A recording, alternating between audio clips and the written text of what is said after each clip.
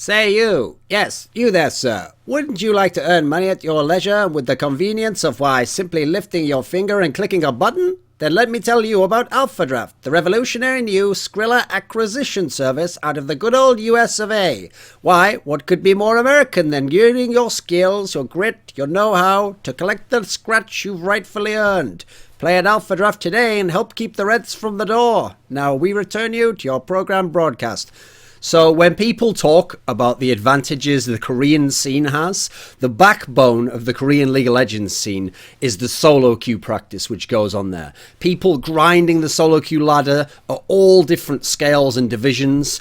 People trying hard at the lower levels, which continues on and up and up and up until eventually you get to the challenger level. And to be even in challenger, you have to be a fantastic player. There's very few bad players there. There's very few even one-trick ponies get into there unless they're exceptionally good on those single champions. So with this being the backbone, with this being the spawning pool for the talent which become the top Korean players, there's a very inconvenient solo queue truth which people in the West seem to ignore, despite the fact it actually fucks with some of their perception or excuses for why Korea is better. So think about this. If you frame it holistically, what are the strengths of the Korean scene? So people always cite it's got a massive population of players. Absolutely the case. Its solo queue is more serious. They try harder there. They're trying to play the right way. They're trying to win. They're trying to play efficiently. Absolutely the case. It's got a better infrastructure in Korea, as in team houses that are set up properly, good coaching with experienced coaches, disciplined, purposeful practice that's organized at certain times. People turn up, they play the right way, people play out the scrims for longer. These are all the case. But the middle point I made there about solo queue being more serious, about being more try-hard, here's the problem with that.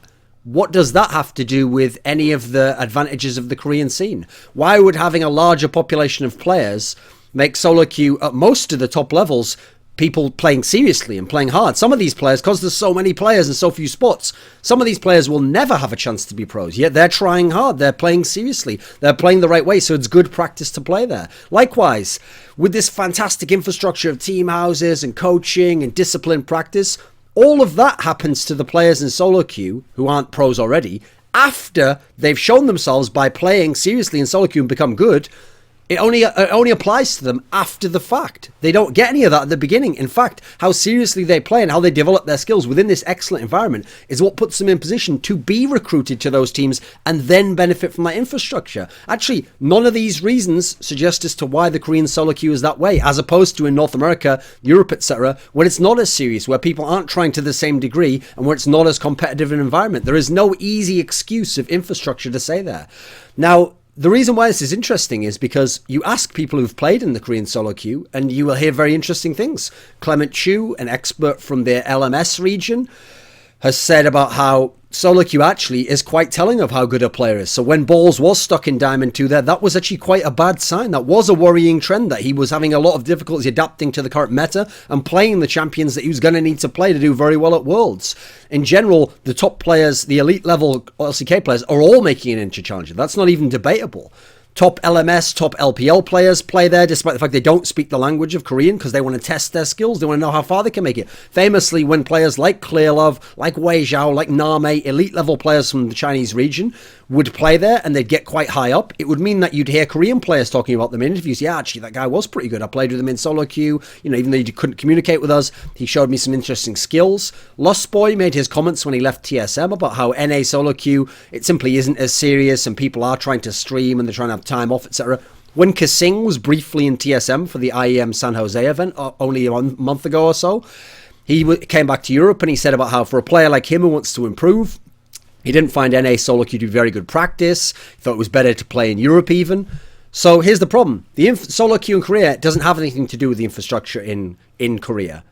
In fact, some of the qualities which you might think would make a solo queue player try harder and want to succeed actually apply more to NA than they do in Korea. So for example, there are more pro teams that pay a good salary in North America than in Korea. There is more money to be made in North America from salaries, sponsorships, all sorts of endorsements, etc., than there is in the Korean scene at the LCK level.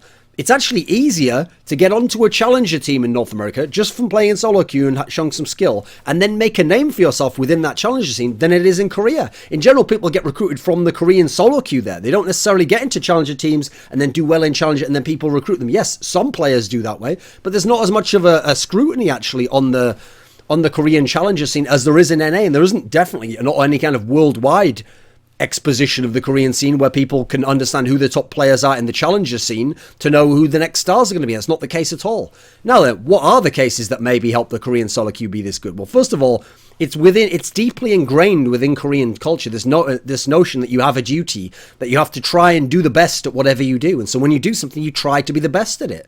When you want to accomplish something, you're going to put your efforts towards something. There's also the factor that, this is a theory of my own, that there's the sublimated work ethic that would have gone into their job or their school, but they're the person who's procrastinating by playing games, except when they go into that area, now they put all their efforts into that. They try as hard at that and they be nerds at that in the way they would at their schooling or at their job, being very diligent, doing a good job there and getting out, being very productive. There's the factor that in Korea, it's so pressed upon you to do well in your job, to do well in your schooling, that if you're going to waste your time on something else, you better make something of those efforts. Because you've diverted away from what society wants and your pressures of all your family and everyone around you. So you better make something of what you have there. It's do or die if you're going to play seriously towards the top end of the scene.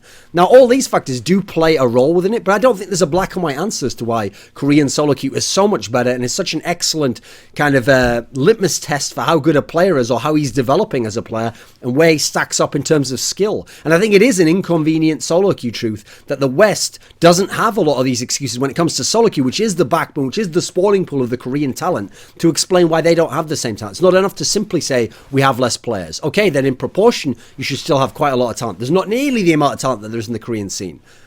The infrastructure aspect of Korea doesn't apply there. So I think it's an interesting point to think about, to have that thought experiment to set up that way and realize that it's not as simple as stepping from A to B to C, and then because they've got B and C sorted in Korea, that means point A somehow is connected to that. It's not the case at all. So I think it's something interesting. I'd love to know what people actually think the reason is. I'd love to know what some Koreans think the reason is who've been to NA, who've been to Korea, because there's clearly something going on. I think it's part cultural. That's why I alluded to that when I tried to break down the Korean side of things. I think it's partly to do with things like streaming in North America, but I don't think that entirely explains it alone. For example, I think it is more cool in the West to be a slacker. If you're good, but you're not quite the best, rather than to work on your skills and try very hard and sometimes fail, it's more cool to just be like, yeah, I'm good, but I wasn't really trying that game so hard. I was messing around a bit. I think there's more going on here than people think, so I think it's an interesting thought.